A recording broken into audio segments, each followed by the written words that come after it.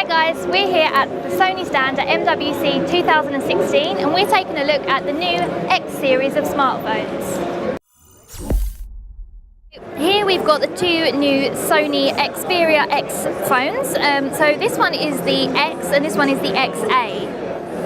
So the two new phones, as you can see, the main difference is actually the screen. So the XA has an edge-to-edge screen. Both of them are 5 inches. And both of them are the same thickness. They are 7.9 millimeters thick. These smartphones are slightly different for Sony because they are designed to be slightly more curved on the edges, and they're supposed to fit better in your hand and feel more comfortable to use. They both have impressive cameras. The X has a slightly better camera at 23 megapixels on the rear, while the XA has a 13 megapixel camera on the rear. And on the front, they have a 13 megapixel camera on the X and an 8 megapixel camera on the XA. The XA has a 720p display, so it's HD, while the X has a full HD display.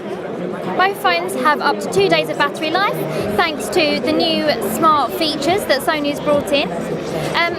The XA has a slightly lesser processor, a 64-bit octa-core, while the X has a Snapdragon 650 processor, so they're mid-range specs here.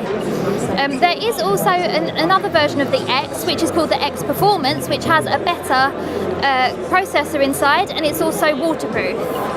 Both phones have a micro SD card slot, and they can slot up to 200 gigabytes of extra storage. So for the XA, we have 16 gigabytes of built-in storage as well, and then in the X, we have 32 gigabytes of built-in storage.